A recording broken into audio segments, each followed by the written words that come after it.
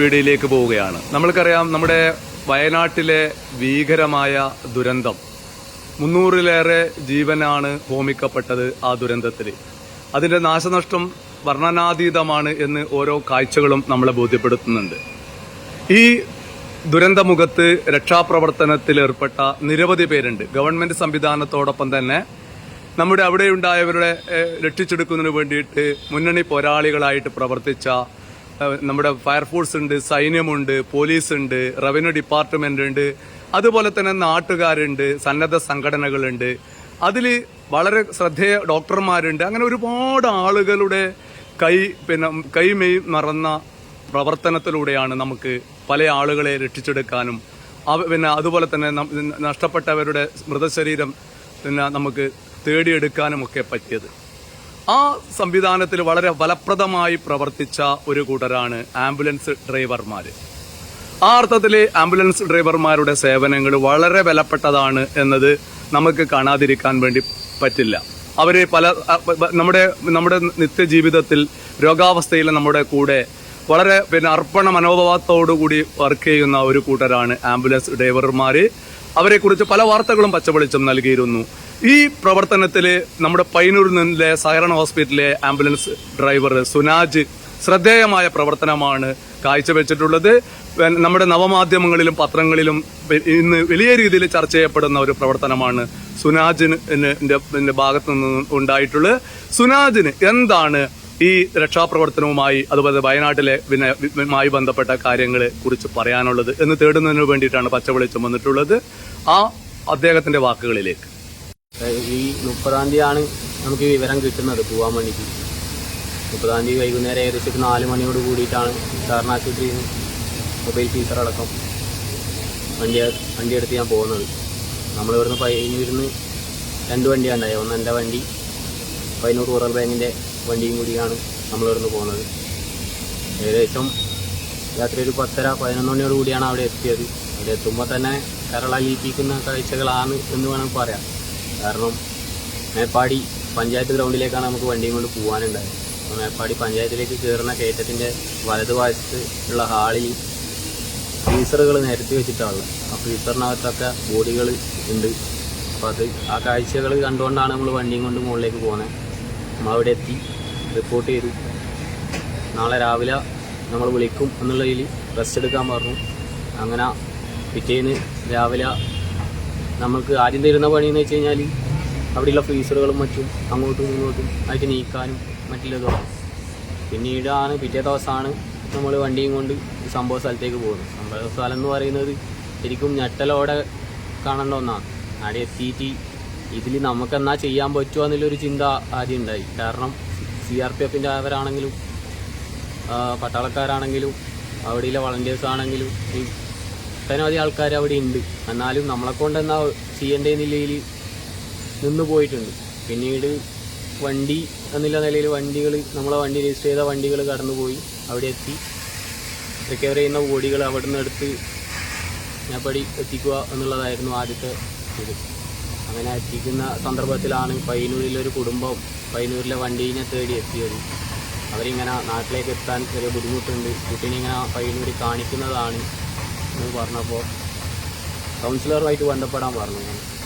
ആദ്യം നമുക്കതല്ലേ ചെയ്യാൻ പറ്റും. നമ്മൾ അടുത്ത കൗൺസിലറായിട്ട് ബന്ധപ്പെടും, അവരോട് സംസാരിച്ച് കഴിഞ്ഞാൽ അവരൊരു വഴിയാക്കി തരുന്നില്ലെങ്കിൽ പറഞ്ഞു വരുമ്പോൾ എൻ്റെ നാട്ടുകാരാണ്, എൻ്റെ തൊട്ടടുത്ത ആൾക്കാരാണ്, വീട്ടിൻ്റെ തൊട്ടപ്പുറമുള്ള ആൾക്കാരാണ്.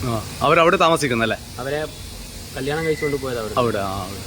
അപ്പോൾ ഞാനത് കൗൺസിലറായി പ്രസാദാടനായിട്ട് ബന്ധപ്പെടാൻ പറഞ്ഞു. പിന്നീട് പ്രസാദൻ എന്നെ വിളിച്ചു. അതുപോലെ പ്രസാദൻ കളക്ടറേറ്റുമായിട്ട് ബന്ധപ്പെട്ടു. ആ രീതിയിലാണ് അവിടുന്ന് ഉത്തരവ് വരുന്നത്. ആ കുട്ടീനെ അവിടെ എത്തിക്കണം എന്നില്ലേ. അപ്പോൾ ആ കുട്ടിക്ക് മുകളിലൊരു മോളുണ്ട്. അവർ 2 പേരും അമ്മേനെ അടക്കം നാട്ടിലേക്ക് എത്തിക്കുന്നത്. പിന്നീട് ഇവിടെ എത്തിയിട്ട് മടങ്ങി പോകണമെന്നുള്ളൊരു ഇത് ഉണ്ടായിരുന്നു. പക്ഷേങ്കിൽ അവിടെയുള്ള സാഹചര്യം ആലോചിക്കുമ്പോൾ പോവാണ്ടിരിക്കാൻ നിർത്തിയില്ല. നമ്മളെ കൊണ്ടാവുന്നത് എന്താണെന്ന് വെച്ചാൽ വണ്ടിയാണ്, ആംബുലൻസാണ്. ആംബുലൻസിനെ കൊണ്ട് അവിടെ ഏറ്റവും കൂടുതൽ ഉപയോഗപ്പെടുത്തേണ്ട സമയമാണ്. ആ രീതിയിൽ തന്നെ അന്ന് വൈകുന്നേരം ഏകദേശം 3:30 കൂടി ഞാൻ മടങ്ങി പോവുകയായിരുന്നു. അവിടെ ഒരു 7-8 മണിയാകുമ്പോൾ എത്തി. അവിടെ എത്തിക്കഴിഞ്ഞപ്പോഴും ബോഡി തിരിച്ചറിഞ്ഞവരത് കൊണ്ടുപോയി കൊണ്ടിരിക്കുക. അവിടെ എത്തി ആ റെസ്റ്റ് എടുക്കാനൊന്നും സമയം ഉണ്ടായിരുന്നില്ല. അവിടെ നന്നാട് അടുത്ത വണ്ടി വെച്ച് ഈ ഫാമിലിയുടെ കൊണ്ടാക്കിയതിന് ശേഷം ആദ്യം തിരിച്ചു പോയോ? തിരിച്ചു പോയി. ഓ അത് ശരി. പോയ പോക്കിലാണ് അവിടെ 8 മണി 8:30 ആകുമ്പോൾ എത്തുന്ന സമയത്ത് ഇതുപോലെ ബോഡികൾ തിരിച്ചറിയാൻ ആൾക്കാർ കാത്തു നിൽക്കുന്നുണ്ട്. അവരൊക്കെ തിരിച്ചറിയുന്നതൊക്കെ വണ്ടിയിൽ കയറ്റി വിടുന്നുണ്ട്. അപ്പം അതിന്റെ കൂടെ അങ്ങ് നിന്നു. കുറെ ആംബുലൻസുകളുണ്ട് അല്ലേ? കുറെ ആംബുലൻസുകളുണ്ട്. അതിൽ 25ഓളം ആംബുലൻസുകളാണ് ഈ കളക്ടറേറ്റുമായിട്ട് ബന്ധപ്പെട്ട് നമ്മുടെ കണ്ണൂർ ജില്ലയിൽ നിന്ന്. അല്ല, കണ്ണൂർ ജില്ലയിൽ നിന്ന് പോയതാ? കണ്ണൂർ ജില്ലയിൽ നിന്നല്ല, അല്ല, മൊത്തത്തിൽ രജിസ്റ്റർ ചെയ്തിട്ടുള്ളത് 25 വണ്ടികളാണ്.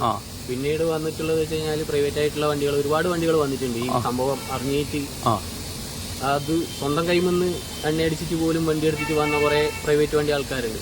അവരൊക്കെ നമ്മൾ ഇതിൽ ചിന്തിക്കേണ്ടതാണ്. കാരണം ഇങ്ങനെ ഒരു സാഹചര്യം വരുമ്പോ നമ്മളുണ്ട് എന്നുള്ളത് കാണിക്കുന്ന ഒരു കൂട്ടം ആൾക്കാരെ. അത് കേരളത്തിന്റെ ഒരു പ്രത്യേകതയാണ്. ദുരന്തമുഖത്ത് കേരളം എപ്പോഴും ഒറ്റക്കെട്ടായിട്ട് പ്രവർത്തിക്കുന്ന ഒരു സംവിധാനമാണ്. അങ്ങനെയുള്ള ആൾക്കാരെ അടക്കം നമ്മളവിടെ കാണാൻ സാധിക്കും. പിന്നെ എന്ന് പറയാനുള്ളത് വെച്ച് കഴിഞ്ഞാല് എങ്ങനെയാ പറയുക, ഇത് കിട്ടുന്നില്ല. കാരണം ആ സമയത്ത് അവിടെ ഉണ്ടായിട്ടുള്ള അവസ്ഥ എന്ന് പറയുന്നത് തന്നെ ശരിയാണ്. ഓരോ കുടുംബത്തിന്റെ അവസ്ഥ എന്ന് പറയുന്നത്, ഒരു കുടുംബത്തിൽ ഉറ്റവരെല്ലാം മണ്ണിനടിയിലാണ്. ആ കുട്ടി മാത്രമാ ബാക്കിയില്ലേ. കുട്ടി ഇനി എന്ത് ചെയ്യുന്നില്ലൊരു ഉത്തരം ഇല്ലാത്തൊരു സമയമാണ്. അതൊരു ചോദ്യം തന്നെയാണ്. ആ സമയത്ത് തന്നെയാണ് നമ്മുടെ മുഖ്യമന്ത്രിയുടെ ഒരു ഇത് വന്നത്, കുട്ടീനെ ഏറ്റെടുക്കുന്നില്ല. ആ സമയത്ത് ആ തരിച്ചു നിൽക്കുന്ന സമയത്തും കുറച്ച് സന്തോഷം തോന്നിയത് ആ സമയത്താണ്. പിഞ്ചു കുഞ്ഞുകൾ കുറെ കുട്ടികൾ മരിച്ചിട്ടുണ്ടല്ലേ? 33ഓളം കുട്ടികൾ ഞാൻ മടങ്ങുന്ന സമയം വരെ അവിടെ റിപ്പോർട്ട് ചെയ്തിട്ടുണ്ട്. മരിച്ചത് റിപ്പോർട്ട് ചെയ്തില്ലല്ലേ? 300-ൽ മുകളിൽ ആൾക്കാർ ഏകദേശം മരിച്ചിട്ടുണ്ട്. 300-ന് മുകളിലുണ്ട്. ഏകദേശം നമ്മളോട് പറഞ്ഞതെന്ന് വെച്ചാൽ ഏകദേശം ഒരു 500-ന് മുകളിലേക്ക് എത്താൻ സാധ്യത. കുറെ ആളെ കാണുന്നില്ലല്ലോ. 200 ആൾക്കാർ ഇനിയും കണ്ടു കിട്ടാനുണ്ട് എന്നാണ് ഇപ്പോൾ തരുന്നത്. അതെ 500-ന് മുകളിലേക്ക് ആ ദുരന്തം അതിൽ കൂടുതൽ പോകും. ഇന്നലെ രാവിലെയോടുകൂടി നമ്മുടെ ഡോഗ് വന്നിട്ടുണ്ടായിരുന്നു. ഡോഗ് സ്പോട്ട് ചെയ്യുന്ന സ്ഥലങ്ങളിൽ എന്ന് വെച്ച് കഴിഞ്ഞാൽ ആ സ്പോട്ട് ചെയ്യുന്ന സ്ഥലത്ത് കൃത്യമായിട്ട് ബോഡി ഉണ്ട്. കറക്റ്റായിട്ട് ബോഡി ഉണ്ട്. ഇന്നലെ രാവിലെ 5 സ്ഥലങ്ങളിൽ സ്പോട്ട് ചെയ്തു. ആദ്യത്തെ 2 സ്ഥലങ്ങൾ സ്പോട്ട് ചെയ്തെടുത്ത് പരിശോധിക്കുമ്പോൾ രാവിലെ തന്നെ ബോഡി കിട്ടി. പിന്നീട് പരിശോധിച്ചെടുത്തുനിന്ന് ഒരു കുടുംബത്തിലെ 4 ആൾക്കാരെ കിട്ടി. ഒന്നിച്ച് കിട്ടി. അതേ സ്ഥലത്തു നിന്ന് തന്നെ കിട്ടി. അത് അവരെ പ്രദേശം അവിടെയല്ല, മോളിൽ നിന്ന് ഒലിച്ചു വന്നിട്ട് ഇറങ്ങിയതാന്നാണ്. സ്കൂളിനകത്ത് ഒരു ബോഡി ഉണ്ടായിരുന്നു. ഈ ഡോഗ് സ്പോട്ട്. എത്ര ദിവസം ഉണ്ടായിരുന്നു സുനാജ് അവിടെ? ഞാൻ 30-ന് പോയതാ. ഇന്നലെ വൈകുന്നേരമല്ല, ഇന്നലെ രാത്രിയോട് കൂടിയാ മടങ്ങി. ഇനി അങ്ങോട്ട് പോകേണ്ടതുണ്ട്. ഇനിയിപ്പം നമ്മളെ 5 വണ്ടികൾ സഹകരണ സ്ഥാപനത്തിൽ നിന്ന് വിട്ടുകൊടുത്ത വണ്ടികളാണ്. ഈ പറഞ്ഞ പോലെ എന്റെ വണ്ടി, മധുവാട്ടന്റെ വണ്ടി, പിന്നെ ആലക്കോട് സഹകരണ ആശുപത്രിയുടെ വണ്ടി, ചെറുതാഴം സർവീസ് സഹകരണ ബാങ്കിന്റെ വണ്ടി, കാഞ്ഞങ്ങാട് കൊട്ടനശ്ശേരി ബാങ്കിന്റെ വണ്ടി. നമ്മളെ വണ്ടി ഇങ്ങോട്ട് മടക്കുമ്പോൾ നമ്മളോട് പറഞ്ഞിട്ടുണ്ടായിരുന്നു 5 വണ്ടികളെ നമ്മൾ പിന്നെ കണ്ടോളാം, വേറൊരു വണ്ടി. അപ്പൊ അവർക്ക് എന്തെങ്കിലും ബുദ്ധിമുട്ട് കാരണം അവർ മടങ്ങി പോകുന്ന, അല്ലെങ്കിൽ അവർക്ക് ഇതുപോലെ റെസ്റ്റ് വേണ്ടി വന്നാൽ 5 ദിവസത്തിന് ശേഷം അവിടെ ഇതേ സാഹചര്യമാണ് നിലനിൽക്കുന്നെങ്കിൽ നമ്മൾ പോകേണ്ടി വരുന്നില്ലത് അവർ സൂചിപ്പിച്ചു. നമ്മൾ അന്നേരവും പറയുന്നുണ്ട്, ഞാനും ഒരുപാടിനടക്കം പറയുന്നുണ്ട്, നിങ്ങൾ പോവാൻ പറഞ്ഞത് കൊണ്ട് മാത്രമാണ് നമ്മൾ പോകുന്നത്, അല്ലാണ്ട് നമ്മളെ താല്പര്യ പ്രകാരമല്ല നമ്മൾ പോകാൻ തയ്യാറായത്. ഇനി ഇൻ കേസ് ഇനി എന്ത് ആവശ്യം വന്നാലും പോകുന്ന പോക്കിലും നമ്മളെ വണ്ടി തിരിച്ചു വരണം എന്ന് പറഞ്ഞാലും നമ്മൾ വരാൻ തയ്യാറാണ്. ഈ സമയത്തും വരാൻ തയ്യാറാണെന്നുള്ള നിലയിലാണ് ഇന്നലെ അവിടുന്ന്. അതെ, അല്ല പിന്നെ സുനാജിന്റെ പ്രവർത്തനത്തെ ഫേസ്ബുക്കിലും അതുപോലെ തന്നെ പത്രങ്ങളിലൊക്കെ വലിയ വാർത്തയായിട്ടുണ്ട്. ഞാൻ ഇന്നാ കാണുന്നത്. അതെ, അത് നല്ലതാണ്. എന്താ പറയാ, നമ്മൾ ഇത്തരം ഒരു സേവനങ്ങള് നമ്മൾക്കറിയാം, പലപ്പോഴും വളരെയധികം കഷ്ടത നിറഞ്ഞ ഒരു ജീവിത സാഹചര്യത്തിലൂടെയാണ് ആംബുലൻസ് ഡ്രൈവർമാർ മുന്നോട്ട് പോകുന്നത്. വലിയ പ്രയാസമുണ്ട് അവർക്ക്. അവരുടെ നന്മയെക്കുറിച്ചും അതുപോലെ തന്നെ അവരുടെ ഇടയിലുള്ള ചില വിഷയങ്ങളെക്കുറിച്ചൊക്കെ പറയുന്ന മാധ്യമമാണ് പച്ചവെളിച്ചം. പക്ഷേ ഒരു അപകടമുഖത്ത് വളരെ സജീവമായി പ്രവർത്തിച്ച ഒരു കൂട്ടരെന്നുള്ള രീതിയിൽ ഈ നമ്മുടെ ഈ വയനാടിനെ കുറിച്ച് പറയുമ്പോൾ ആംബുലൻസ് ഡ്രൈവർമാരുടെ സേവനങ്ങളെക്കുറിച്ച് ഒരിക്കലും കുറച്ച് കാണാൻ വേണ്ടി കഴിയില്ല. ആ അർത്ഥത്തിൽ പയ്യന്നൂരിന്റെ വലിയൊരു പ്രതിനിധി എന്ന രീതിയിൽ, പയ്യന്നൂർ സഹകരണ ഹോസ്പിറ്റലിലെ ഒരു വ്യക്തി എന്ന രീതിയിൽ സുനാജിന്റെ മറ്റു പല പ്രവർത്തനം, നമ്മളെ അമ്പലത്തിൽ പിന്നെ കുളത്തിൽ അന്ന് പിന്നെ ഒരു ബോഡി എടുക്കുന്ന സമയത്ത് സുനാജ് അവിടെ എത്തിയ വരവ്, ആ ഒരു സ്പീഡ്, വളരെ സ്പീഡിൽ അവിടെ എത്തിയിട്ട് ആ ബോഡി എടുത്ത് വന്നത് ഞാൻ അതുപോലെ തന്നെയാണ്. ഡ്യൂട്ടി കഴിഞ്ഞ് പോകാൻ നിൽക്കുമ്പോഴാണ് എനിക്ക് കോൾ വന്നത്. അതെ അന്നേരം വന്ന സമയം ഞാൻ അവിടെ ഉണ്ട്. അതുകൊണ്ട് പറഞ്ഞാല് വിദ്യാർത്ഥിനെ കിട്ടിയ ഉടനെ പിന്നെ ഒന്നും നോക്കാതെ അത് അത്ര സ്പീഡ് എത്തിച്ചത് കൊണ്ട് 2 ദിവസമെങ്കിലും ആ ജീവൻ അതെ ഇവിടുന്ന് പരിഹാരത്തെ കൂട്ടി കൊണ്ടുപോയില്ല അത് പറ്റിയത്. അതുകൊണ്ട് പറഞ്ഞാല് ഇത്തരം അപകടമുഖത്ത് വളരെ സജീവമായിട്ട് വളരെ ആത്മാർത്ഥമായിട്ട് പിന്നെ പ്രവർത്തിക്കുന്ന സുനാജിനെ അഭിനന്ദിക്കാൻ പച്ചവെളിച്ചം തയ്യാറാവുന്നു. ഇത്തരം നന്മകളെ ആ അർത്ഥത്തിൽ കാണുന്നു. അതുപോലെ തന്നെ ഇനിയും ആവശ്യമായി വരികയാണെങ്കിൽ ഇത്തരം പിന്നെ വയനാട്ടിലും അതുപോലെ തന്നെ അപകടമുഖത്തും വളരെ സജീവമായിട്ട് സാന്നിധ്യമായിട്ട് മാറാൻ വേണ്ടിയിട്ട് സുനാജിന് കഴിയട്ടെ എന്ന് ആഗ്രഹിക്കുകയാണ്.